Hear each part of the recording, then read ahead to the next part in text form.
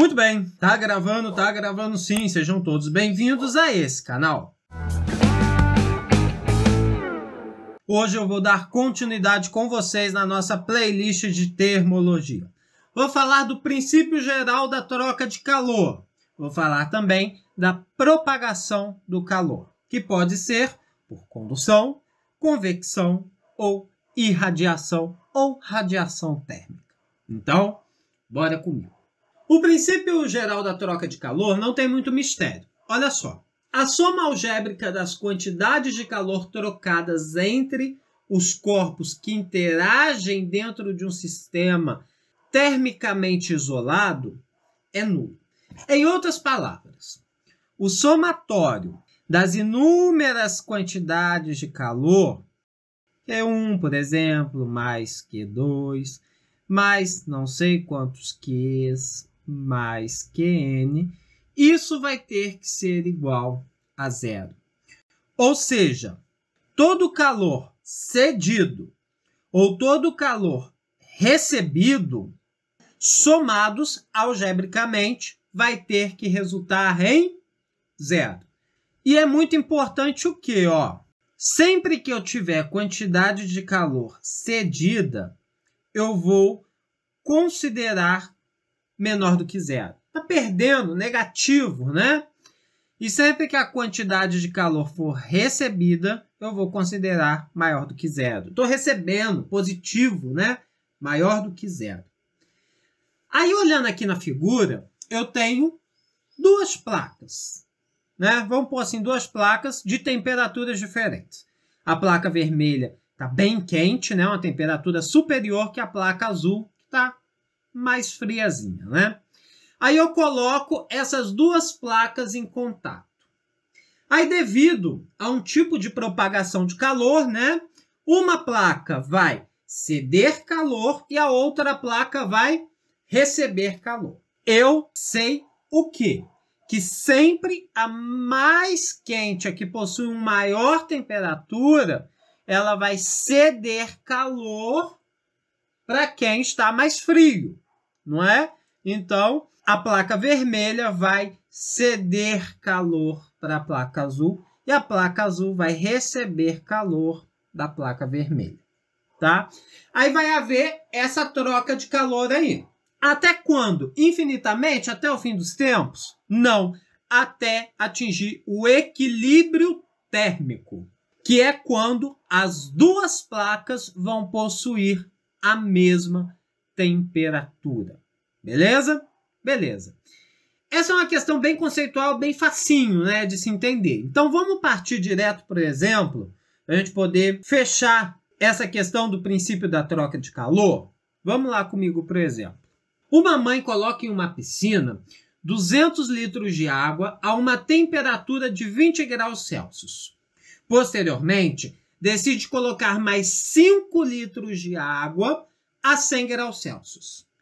Desconsiderando as trocas de calor com o ambiente, qual será aproximadamente a temperatura de equilíbrio final da água da piscina? Bom, eu tinha uma água, né, uma certa massa de água a uma certa temperatura. Aí eu fui e adicionei uma outra massa de água com uma outra temperatura, tá? E no fim das contas, eu sei o quê? Eu sei que a quantidade de calor da primeira massa, somado com a quantidade de calor da segunda massa, vai ter que ser igual a zero. Beleza? Tinha uma massa, depois eu acrescentei uma outra, e as duas vão entrar em equilíbrio térmico, ou seja, a quantidade de calor cedida por uma e recebida pela outra vai ter que dar zero. Beleza. A quantidade de calor da primeira porção, ela vai ser o quê? Vai ser a massa vezes o calor específico da água vezes a variação de temperatura que tem naquela água. Mais a segunda porção. A segunda porção, ela vai ser o quê? Ela vai ser aquela massa vezes o calor específico da água vezes a variação de temperatura daquela segunda porção. E isso tem que dar zero. Bom, gente, quando eu misturo as duas porções de água, a primeira porção ela teria uma temperatura final F1, não é? Quando entra em equilíbrio térmico, quer dizer o quê? Que a temperatura final 1 vai ter que ser igual à temperatura final de 2. Eu vou representar isso com uma única letra, como se fosse um X. Lembra das plaquinhas que eu mostrei? Que depois que as duas placas se juntaram, aí eu as separei porque entrou em equilíbrio térmico. As duas temperaturas finais são iguais, então eu posso colocar o quê? A massa 1, 200 litros. 200 litros é a mesma coisa que 200 quilogramas. Mas eu posso usar quilogramas? Não, tem que usar em gramas. Então, 200 litros equivale a 200 mil gramas. O calor específico da água é 1, a variação de temperatura. Temperatura final é o X, que vai ser temperatura igual para todos, menos a inicial, que era 20 graus Celsius. Mais a segunda massa. A segunda massa era 5 litros. 5 litros equivale a 5 quilos. Posso usar quilos? Não, tem que ser gramas. Então, vai dar 5.000 gramas. O calor específico da água 1 e a variação de temperatura. Temperatura final, que vai ser igual para as duas situações, menos a inicial, que era 100 graus Celsius. Isso tudo vai ter que ser igual a 0. 200 mil. Vou fazer a distributiva. Vou ficar com 200 mil x menos 2 vezes 2, 4, mais 1, 2, 3, 4, 5, 6 zeros, mais 5.000x, menos 5.000 com mais 2 zeros atrás. Isso tudo igual a 0. Menos 4 milhões com menos 500 mil vai dar menos 4 milhões e 500 mil. Passando para o outro lado vai dar mais. Então, eu vou ficar do lado de cá com 205.000x igual a 4 milhões e 500 mil. Vou cortar esses 3 zeros com esses 3 zeros e eu vou ficar com x igual a 4.500 dividido para 205. 4.500 dividido para 205 vai dar 21,95 graus Celsius, ou seja, aproximadamente 22 graus Celsius. Então, ao misturar as duas massas de água, houve um aumento na temperatura inicial daquela primeira porção de água. Aumentou em quanto? Em 2 graus Celsius, beleza? Beleza. Vamos ver agora a propagação do calor? Bora comigo. Mas se já está gostando desse vídeo, já deixa o gostei aí e se inscreve no canal. Bom, propagação do calor. A propagação pode ser por 3 meios: condução, convecção ou irradiação. Tá? Eu quero que vocês imaginem aqui 2 blocos. Um bloco A e um bloco B. E essa face de fora aqui que está com A escrito e essa face de fora que está com B escrito. Se eu colocar os dois em contato, por terem temperaturas diferentes, se eu colocar a face A em contato com a face B, por ter temperaturas diferentes, vai haver uma troca de calor entre eles, não é? Uma certa quantidade de calor vai passar do bloco A para o bloco B através dessas duas faces que estão em contato, a face A e a face B. Vou desenhar isso que eu acabei de falar. Ó. Eu tenho a face A e a face B aqui representadas em contato e por essa face vai passar uma certa quantidade de calor. Beleza? Beleza. E essa certa quantidade de calor que vai passar, esse certo calor que vai estar atravessando essas duas faces, é o que nós chamamos de fluxo de calor. E ele é representado por essa letra grega, que é o φ, tá? E ele pode ser quantizado. O fluxo de calor, ele vai ser igual à quantidade de calor que vai passar por essa seção aqui, plana, tá? Em um intervalo de tempo. Em outras palavras, pode ser a constante do material, que é constituído, vezes a área dessa seção, multiplicada pela temperatura de A menos a temperatura de B, dividido pelo comprimento, a largura, né, dessa seção. Bom, então isso que é o fluxo de calor. 90% das vezes eles vão te dar o seguinte, vão te dar o tempo em que eles ficaram em contato, vão te dar a quantidade de calor que foi cedida para você determinar o fluxo, né? Quanto de calor que passou em um determinado intervalo de tempo, tá? 99,9% das questões é assim. Muito raramente vai te pedir nessa outra forma. Mas se pedir, é só substituir e resolver. Bom, a primeira forma de propagação do calor é através da condução térmica. E a condução térmica, ela transporta apenas energia, sem transportar matéria. E ela ocorre principalmente nos sólidos. Por quê? Para transportar energia, vai precisar de um meio sólido. Vamos entender isso?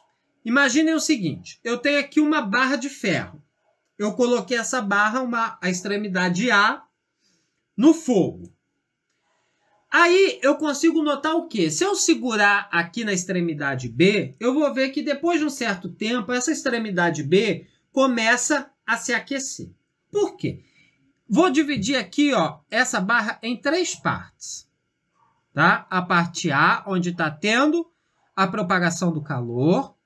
A parte intermediária e essa parte B, que é onde eu vou estar segurando essa barra e sentindo que ela está começando a esquentar. Eu sei que todo material, nesse caso aqui o ferro, né, é constituído por diversas moléculas. Ó. Vou representar só algumas aqui. Ó. Eu sei que são diversas moléculas. E essas moléculas elas já têm uma vibração própria devido à temperatura natural do ferro. Né? Então ela tem uma vibração própria. Lá no ponto A, quando eu começo a ceder calor para essa barra, eu começo a aumentar a vibração dessas moléculas que estão aqui próximas da fonte geradora de calor, não é verdade? Eu começo a aumentar as vibrações delas. Quando eu aumento as vibrações delas ali próximas, essa energia, essa vibração, ela vai se transferindo de molécula em molécula. Não é a molécula que carrega a vibração, não. É elas que transferem essa vibração. Mas conforme eu vou transferindo essa vibração, eu consigo observar que ela vai diminuindo no decorrer do comprimento da barra. E isso, para as pessoas que são corajosas aí, conseguem notar bem fácil. Se eu pegar uma barra, esquentar uma ponta e botar a mão ali naquela pontinha que eu esquentei, vai estar muito quente. Então, vamos dizer que a temperatura 1, que é dessa parte aqui, ó, ela vai ser maior do que se eu pegar no meio dessa barra. No meio dessa barra vai estar quente, mas vai estar menos do que estava na ponta A dela, lá no iniciozinho. E se eu segurar, por último, aqui próximo da extremidade B, eu vou ver que ela vai estar quente também, vai estar morninha. Mas vai estar menos do que na região 2 e menos do que na região 1. Por quê? Eu vou transferindo a energia entre as moléculas que compõem aquela barra, mas sem transporte da matéria, apenas o transporte da energia. Então, essa é a condução térmica. Vamos ver agora a convecção. Na convecção, existe o transporte de energia por transporte de matéria e ocorre principalmente nos fluidos e nos gases. Ai, gente, como assim existe o transporte de energia pelo transporte de matéria?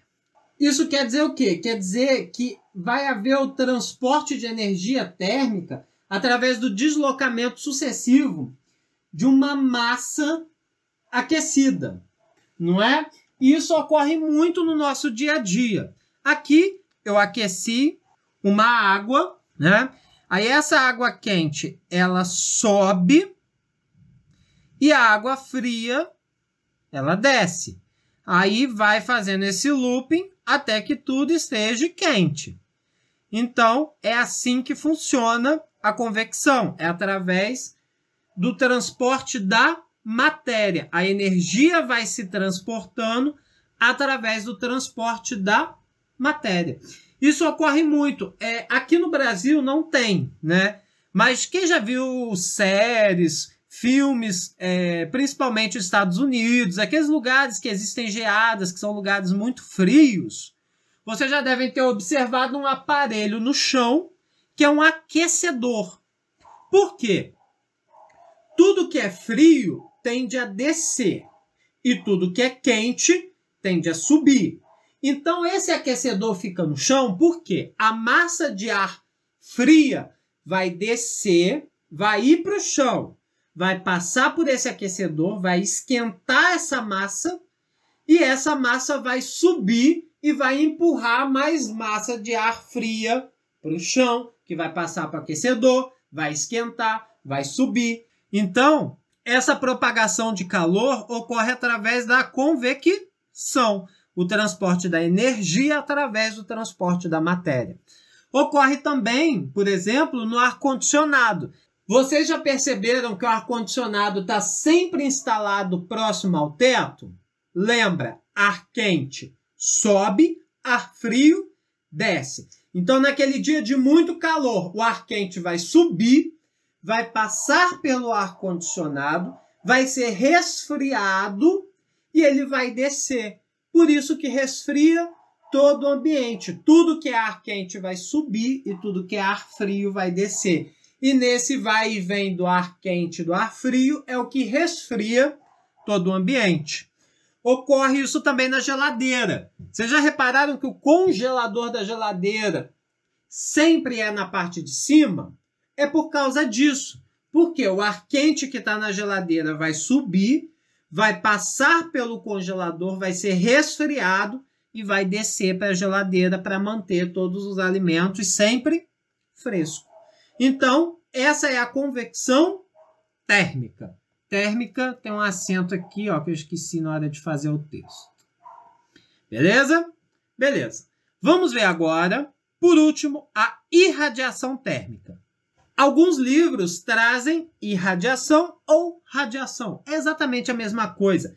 Que é o quê? Que é transformar a energia térmica em ondas que se propagam em qualquer meio. E ela é a única que se propaga no vácuo. Beleza? Beleza. O Sol, o calor dele chega até a gente através de irradiação. Porque ele transforma todo o calor que ele tem em ondas e essas ondas vão se propagando pelo meio até chegar na gente. Quando a gente está lá naquele frio, acende uma fogueira, igual está aí na figura. O calor daquela fogueira vai chegar para a gente através de irradiação. Aquele calor vai se transformar em ondas térmicas que vão chegar até a gente e vai nos aquecer. Então, irradiação ou radiação térmica é exatamente isso. Beleza? Muito bem. Por enquanto é só. Se vocês estão gostando desse conteúdo, deixa o gostei. Se inscreve no canal. Ativa as notificações. Assista esses vídeos que eu vou deixar indicados por aqui. E compartilhe o nosso conteúdo por aí. Forte abraço e até a próxima. Fui!